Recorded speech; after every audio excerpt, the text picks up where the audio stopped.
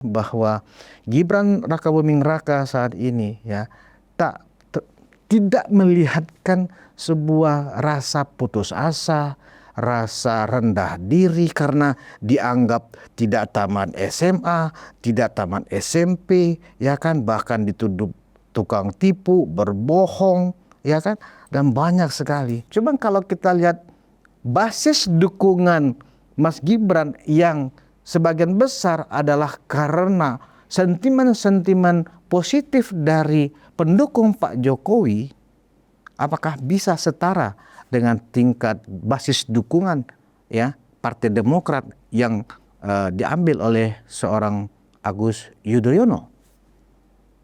Lantas siapa lagi? Ketika Mas Gibran memang sudah siap dengan segala pengalaman hampir 10 tahun menjadi wakilnya Presiden Prabowo, ya, insya Allah dengan segala pengalaman yang akan dimiliki nanti oleh Gibran Rakabuming Raka 2034, saatnya mungkin Gibran menjadi presiden.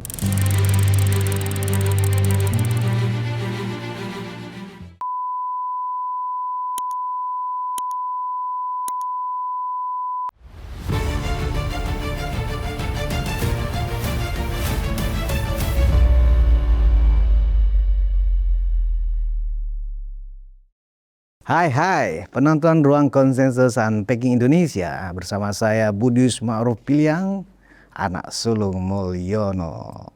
Monolog Ruang Konsensus hari ini spesial, hanya sekedar untuk menyempatkan diri menyampaikan selamat ulang tahun kepada Mas Wakil Presiden kita Gibran Rakabuming Raka. Selamat ulang tahun Mas Wapres ke-38, 1 Oktober. Dan juga selamat ulang tahun ke ibu negara kita, Ibu Iriana. Selamat ulang tahun Ibu. Nah, dua orang ini adalah tokoh-tokoh yang sangat populer saat ini. Dan apalagi Ibu Iriana. Ibu Iriana ini adalah yang sangat kalau mungkin seorang ibu, ya kan, Ibu Iriana ini ibaratnya kalau beliau mungkin flashback sekitar 30 tahun ke belakang, ya mungkin Ibu Iriana tidak membayangkan bahwa suatu saat kelak ketika bertemu dengan anak muda bernama Jokowi pada saat itu, bahwa suaminya akan dihantarkan oleh Ibu Iriana sebagai istri menjadi seorang pejabat negara sampai selevel presiden. Luar biasa. Dan juga mungkin Ibu Iriana 30 tahun lalu juga mungkin tidak membayangkan bahwa dirinya akan melahirkan seorang anak yang akan menjadi wakil presiden. Luar biasa. Selamat sekali lagi buat Ibu Iriana, ibu negara kita. Nah, apa yang bisa kita lihat bahwa memang kita sering mendengar bahwa di balik laki-laki yang sukses, ya kan, ada perempuan hebat di belakangnya, dan itulah Ibu Iriana Joko Widodo. Luar biasa Ibu, seorang ibu yang sederhana, ya, jarang bicara, banyak senyum, setia mendampingi Pak Jokowi kemanapun berada. Bahkan kita pernah melihat dulu sampai ke Papua pun Ibu mendampingi, ya kan, ke daerah yang waktu itu masih rawan OKB waktu itu di Papua. Ibu mendampingi Pak Jokowi, ya, dengan trailnya, ya kan, tuh luar biasa. Dan memang pencapaian yang kita lihat hari ini, Mas Gibran, ya, hari ini sudah berumur juga 38 tahun. Ibu pasti banyak sekali mengucapkan syukur kehadirat Tuhan Yang Maha Kuasa atas limpahan berkah. Dan kami semuanya tahu, para pendukung Jokowi dimanapun berada, para termul ini pasti merasakan bahwa perjuangan Ibu Iriana, ya kan, mengantarkan suami, mengantarkan anak sampai ke titik hari ini, itu bukan perkara yang mudah. Betapa ibulah yang banyak tahu apa yang dikeluhkan Pak Jokowi, apa yang dikeluhkan, apa yang didiskusikan oleh Mas Gibran sebagai anak dalam menghadapi masa-masa sulit tentunya. Dan ini adalah sebuah pencapaian yang tidak semua orang tahu.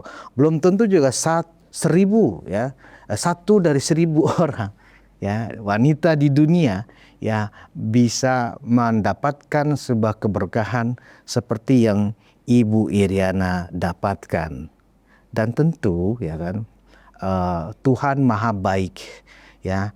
Orang-orang baik itu memang selalu diberikan juga rezeki yang baik. Rezeki yang baik itu ya tidak hanya berupa kelimpahan harta dan seterusnya, tetapi adalah bagaimana mempunyai sebuah keluarga yang utuh, keluarga yang rukun, keluarga yang memiliki pekerjaan dan martabat di mata masyarakat. Bisa kita lihat anak sulung Pak Jokowi dan Ibu Iriana, Mas Wapres Gibran, ya sekarang mencapai posisi sebagai orang kedua di Republik ini.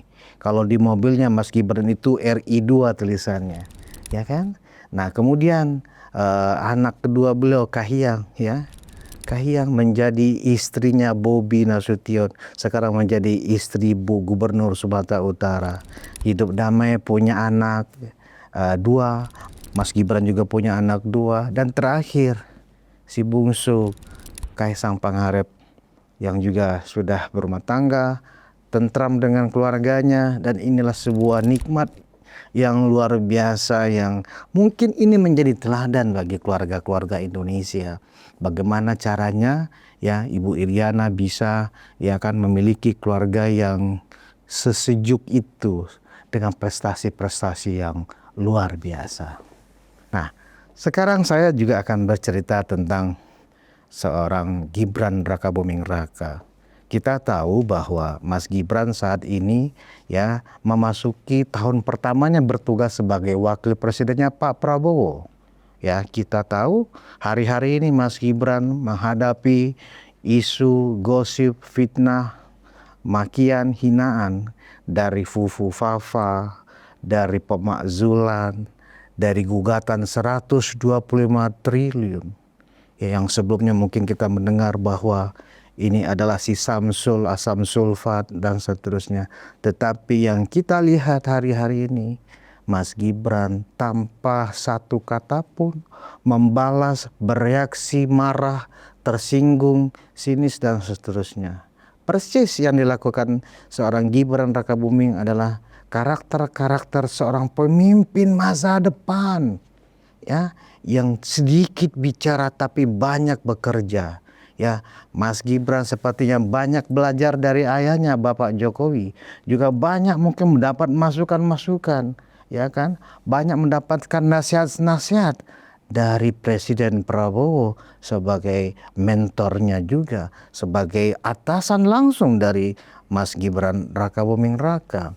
Yang perlu kita lihat secara jernih adalah bahwa Gibran Rakabuming Raka saat ini ya tidak melihatkan sebuah rasa putus asa, rasa rendah diri karena dianggap tidak tamat SMA, tidak tamat SMP, ya kan, bahkan dituduh tukang tipu, berbohong, ya kan, dan banyak sekali ya Pak, narasi-narasi yang buruk dan busuk ya yang disampaikan oleh orang-orang yang berseberangan secara kepentingan politik dengan Gibran dan ayahnya Pak Jokowi.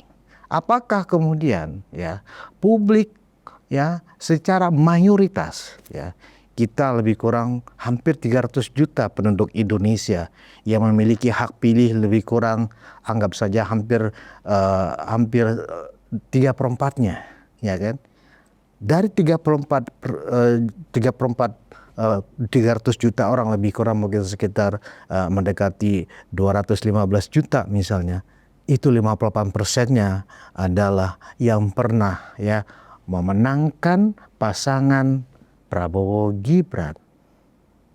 Bahkan menurut sebuah hasil yang terakhir, hasil survei yang terakhir, jumlah 58% itu sudah naik menjadi 65%.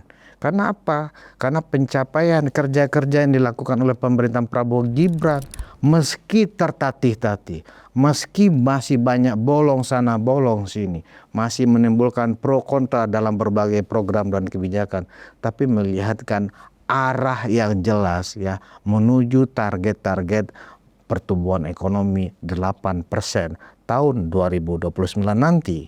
Nah, dengan segala hinaan-hinaan itu, ya, Mas Gibran sebagai wakil presiden, ya, tidak melihatkan rasa malunya ketika menemui publik, menemui masyarakat di mana-mana. Aktivitas Mas Wapres ini dalam mengunjungi, mengawasi pelaksanaan pembangunan seperti yang diperintahkan oleh Presiden Prabowo. Bahkan kita sering melihat di kanal YouTube Sekretariat Wakil Presiden, pagi-pagi Mas Wapres sudah standby di bandara. Kita bisa bayangin berarti bangun jam berapa Mas Wapres. Setiap hari seperti itu. Seorang Gibran Rakabuming Raka mengorbankan masa mudanya hanya untuk mengurus negara, mengurus rakyat. Itu adalah sebuah jariah yang luar biasa untuk seorang anak muda berumur 38 tahun. 38 tahun itu adalah masa-masa seorang menuju puncak kejayaan. Dan biasanya seorang anak muda, apalagi anak pejabat gitu loh, mau juga menghabiskan waktunya untuk memikirkan rakyatnya, ya kan, dari pagi sampai mendekati pagi, ya kan. Itulah kebiasaan-kebiasaan pejabat tinggi di Republik ini. Mereka terlalu banyak berdialog dengan banyak pihak, banyak melakukan perjalanan, apalagi Indonesia yang sangat teramat luas seperti ini. Kita bisa bayangkan di tengah terpaan isu seperti itu, ya, seorang Gibran Rakabuming Raka tanpa sedikit pun merasa putus asa, merasa tidak dipercaya, merasa dihina, tidak. Itulah watak, ya, mentalitas, ya, seorang petarung yang luar biasa. Mas Gibran lihatkan itu. Dan itu adalah modal besar, ya, karena untuk masa depan Republik ini butuh pemimpin-pemimpin muda yang punya mental petarung seperti Gibran Rakabuming Raka, yang tidak cemen, ya, yang tidak mundur ketika menghadapi godaan, tantangan, hinaan, ya kan, tidak. Itulah yang menjadi modal. Apakah seorang Gibran Rakabuming Raka bisa bekerja? Kita sudah melihat Gibran pernah menjadi seorang wira swastawan, bisnisnya berjalan dengan baik. Kemudian pernah menjadi wali kota, pencapaiannya juga luar biasa. Saya yang sudah lama nggak ke Solo, ya, ketika baru beberapa bulan yang terakhir saya ke kota Solo, saya tercengang, kaget, wah gila luar biasa. Dan menurut informasi yang saya dapatkan dari warga Solo, perubahan ini terjadi, ya, ketika Mas Gibran menjadi wali kota. Infrastruktur, tata kota yang luar biasa berubahnya. Itu hanya baru 3 tahun, lebih kurang 3 tahun. Kita bisa bayangkan kalau seorang Gibran Rakabuming Raka menjadi wali kota full 5 tahun, menjadi gubernur juga pernah, bahkan pernah dan menjadi gubernur 2 kali di provinsi yang luar biasa, pasti kerja-kerjanya akan luar biasa. Nah, kalau masih banyak orang yang meragukan kemampuan Gibran karena anak muda, tidak berpengalaman, pelanga-pelongo, itu hanya narasi-narasi, ya, dari orang-orang yang takut dengan keterpilihan Gibran Rakabuming Raka yang memang tidak rendah, ya. Tingkat elektabilitas atau tingkat keterpilihan Gibran yang memang bisa menakutkan bagi partai-partai yang berkeinginan kandidatnya atau ketua umumnya juga ingin maju dalam pilpres. Persoalannya hanya di situ. PDIP takut dengan Gibran. Kenapa? Karena kalau dia memajukan Ganjar lagi sebagai capresnya, ya, memajukan lagi misalnya putri mahkotanya PDIP, Puan Maharani, apa sanggup melawan dukungan masif yang dimiliki oleh Gibran saat ini? Sanggup. Begitu juga misalnya Partai Golkar. Siapa tokoh Partai Golkar yang mempunyai nama yang populer di masyarakat, dikagumi, ketika datang kemudian dikerubungi? Tidak ada. Ketua umum Partai Golkar sekarang Bahlil Lahadalia, hanya seorang teknokrat berlatar belakang pengusaha, penuh dengan kontroversi akhir-akhir ini, mulai dari pencapaian disertasi dokternya yang kemudian bermasalah dan seterusnya.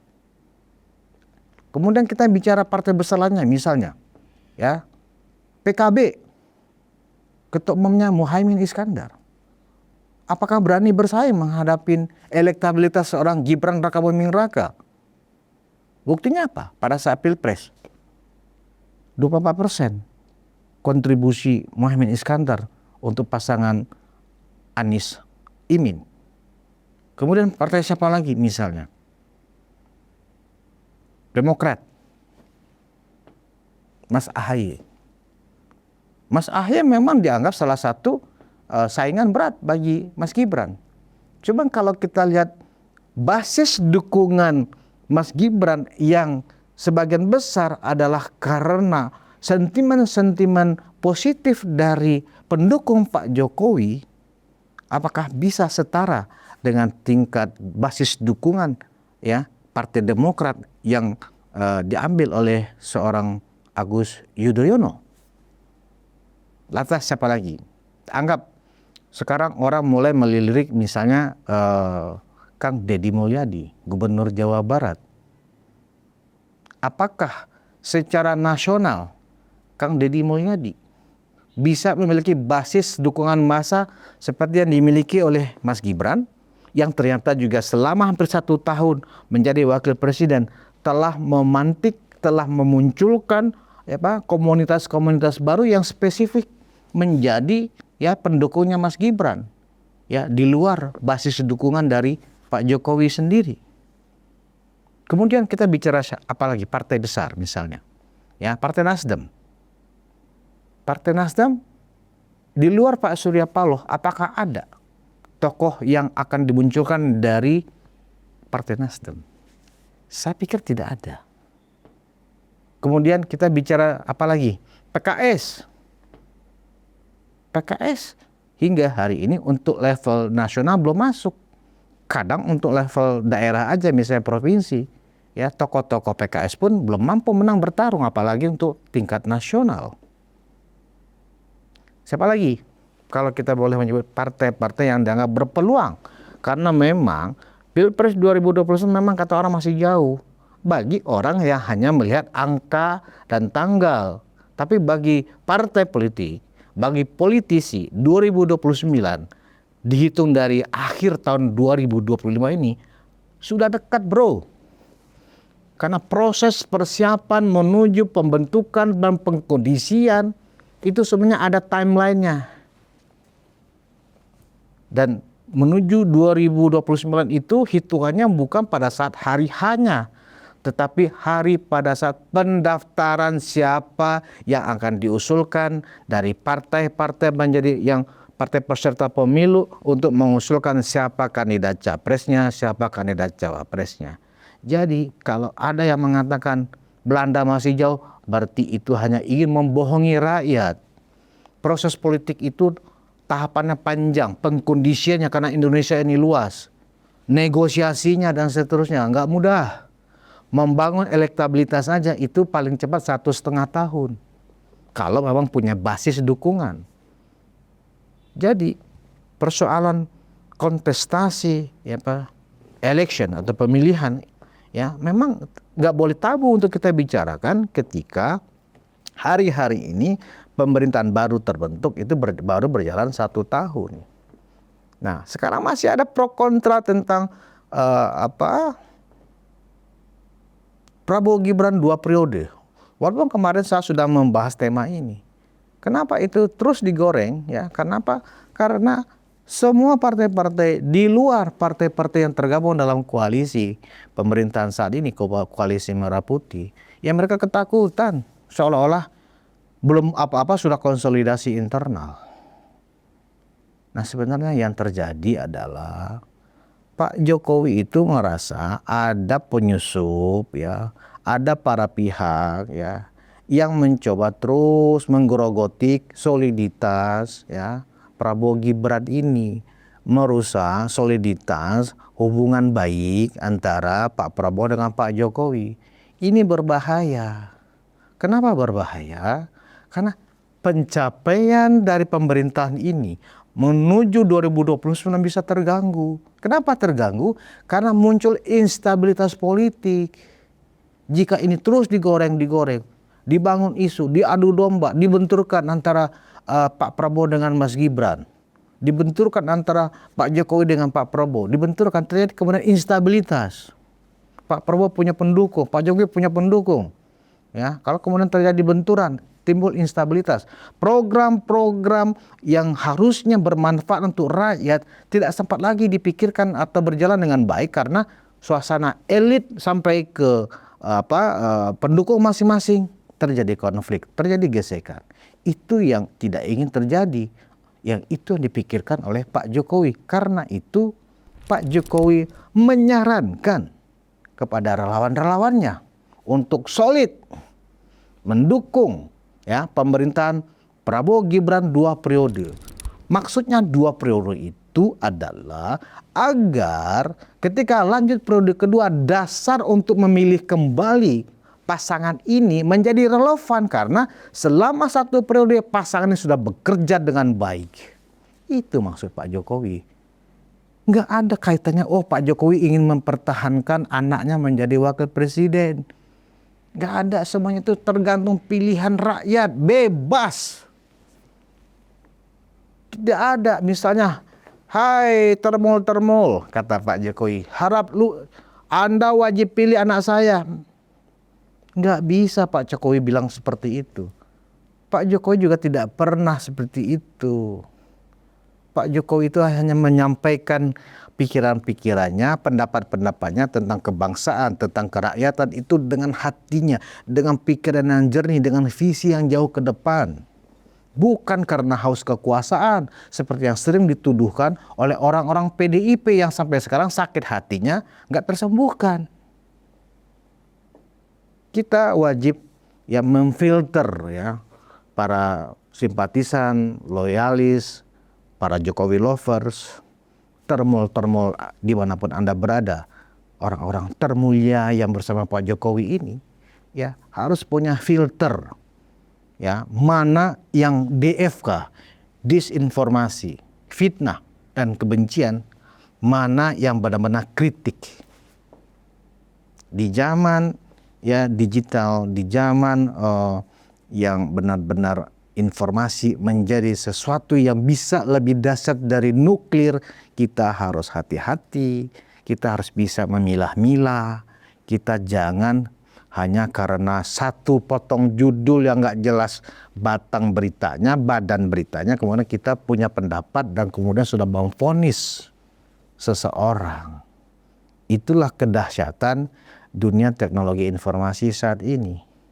Era AI bisa memanipulasi apa saja, baik di atas kertas maupun di ruang digital, seperti di gadget kita misalnya. Apapun bisa kita lihat. Bahkan kucing pun bisa memasak sekarang ini. Ayam pun bisa menggoreng ikan. Itulah kecanggihan artificial intelligence. Karena itu, sekali lagi, di momen ulang tahun Mas Gibran Rakabuming yang ke-38, artinya menuju 2029, Mas Gibran mungkin akan berusia lebih kurang 42 tahun. 42 tahun itu sangat matang-matangnya. 32 ditambah 5 tahun, 42 tambah 5 tahun, 47. Berarti pada saat 2034, jelang usia 50, ketika Mas Gibran memang sudah siap dengan segala pengalaman hampir 10 tahun menjadi wakilnya Presiden Prabowo, insya Allah dengan segala pengalaman yang akan dimiliki nanti oleh Gibran Rakabuming Raka, 2034 saatnya mungkin Gibran menjadi presiden. Itu pun atas dukungan dan pilihan masyarakat. Bukan karena dinasti-dinastian seperti sekarang ini yang digembar-gemborkan. Nggak ada dinasti-dinastian. Keluarga politik ada, tapi dinasti politik nggak ada. Jangan percaya deh dengan dengan dinasti politik Jokowi. Kenapa nggak ada yang bilang dinasti politik SBY? Kenapa nggak ada yang bilang dinasti politik Megawati Soekarno Putri? Kenapa nggak ada yang bilang dinasti politiknya Soeharto misalnya? Kenapa nggak ada yang bilang dinasti politik Surya Paloh? Semuanya bisa disebut dinasti kok. Tapi kenapa yang selalu menjadi ikon narasi hanyalah dinasti politik Jokowi? Nggak fair. Karena itu, Sebagai orang yang memiliki logika, kewarasan, jauhi unsur-unsur yang sifatnya disinformasi. Apa sih disinformasi? Disinformasi itu kasarnya adalah informasi yang sesat, informasi yang keliru, informasi yang sengaja disalah-salahkan. Itu disinformasi. Kalau fitnah, kebencian sudah jelas. Fitnah itu mengatakan sesuatu ya yang sudah pasti tidak seperti itu kejadiannya, itu fitnah. Misalnya, ya kan? Saya ini biasa-biasa aja. Oh, Pak Budis itu ganteng, ya itu fitnah itu. Karena saya nggak merasa ganteng, itu fitnah. Nah, contohnya seperti itu, gitu loh. Kebencian, kebencian mah gampang terdeteksi. Tapi di era sekarang kebencian itu bisa terbungkus ya dengan berbagai cara. Karena itu untuk menyambut supaya pemerintahan Prabowo Gibran ini ya tetap berjalan kondusif, kita tetap harus memilah-milah informasi. Berikanlah dukungan seluas-luasnya kepada pemimpin kita, baik kepada Pak Prabowo maupun kepada Mas Gibran. Kalau memang ada hal-hal yang terkait masalah hukum, baik kepada Pak Prabowo maupun kepada Mas Gibran, konstitusi kita sudah menyiapkan mekanisme untuk memprosesnya. Nggak usah khawatir, ya nggak usah pakai gugat-gugat, Anda nanti akan malu sendiri. Gugat Pak Jokowi ijazah palsu, gugat Mas Gibran juga ijazah SMA-nya nggak jelas, 125 triliun, ya hanya mempermalukan diri sendiri. Demikian dulu saya pikir ya, masih banyak sebenarnya saya kalau mau bercerita tentang seorang Gibran Rakabuming Raka ini, dan prospeknya memang sangat bagus untuk menjadi pemimpin nasional kita di masa depan. Tetaplah rendah hati Mas Gibran. Tetaplah orang yang bekerja keras Mas Gibran. Tetaplah tebar senyummu Mas Gibran kepada rakyat. Ya.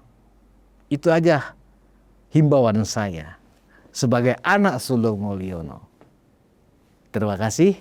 Demikian dulu monolog Ruang Konsensus. Sekali lagi selamat ulang tahun kepada Mas Wapres ke-38. Ya, semoga selalu sehat, ya, selalu dalam lindungan Tuhan Yang Maha Kuasa, ya. Dan juga kepada Ibu Iriana, selamat ulang tahun Ibu. Semoga Ibu selalu sehat. Tolong Bu, Pak Jokowi dijaga kesehatannya. Terima kasih atas perhatian Anda. Wassalamualaikum warahmatullahi wabarakatuh.